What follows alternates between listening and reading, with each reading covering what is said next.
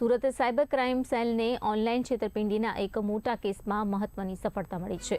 Gold ટ્રેડિંગમાં મોટું વળતર આપવાની લાલચ આપીને ₹7,86,000 છેતરપિંડી કરનાર કેસમાં ફરાર આરોપીની ધરપકડ કરી લેવામાં આવી છે। આ તપાસ દરમિયાન સામે આવ્યું છે કે આરોપીએ કમિશનના બદલામાં સાયબર ફ્રોડ માટે પોતાનું બેંક એકાઉન્ટ ઉપલબ્ધ કરાવ્યું હતું। અમદાવાદના બહેરામપુરા વિસ્તારમાંથી સંજય મારુ નામના આરોપીની ધરપકડ કરાઈ છે। આ કેસમાં અગાઉ એક અન્ય આરોપી પણ ઝડપાઈ ચૂક્યો છે।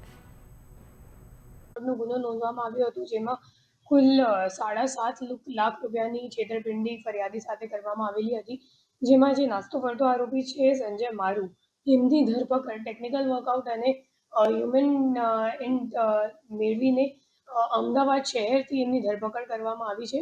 અને જે ખરેખર જે આરોપી છે એમનો જે અકાઉન્ટ છે, જે બેંક અકાઉન્ટ છે, તો એમની સામે કુલ 20 ફરિયાદ NCCRP કમ્પ્લેન્ટમાં આખા દેશમાં નોંધવામાં આવી છે। અને આ સિવાય કુલ 5.5 કરોડ જેટલાનું ટ્રાન્ઝેક્શન્સ એમના અકાઉન્ટમાં થયેલું છે।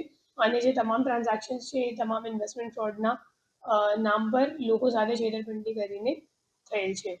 તો હું લોકોને અપીલ કરું છું કે આવી રીતની અગર તમને કોઈ લાલચ આપવાની કોઈ સ્કીમ આપે તો એમાં તમે નથી પડતા, અને જે ઓથોરાઇઝ બ્રોકર્સ હોય એમના મારફતે જ તમારે શેર માર્કેટમાં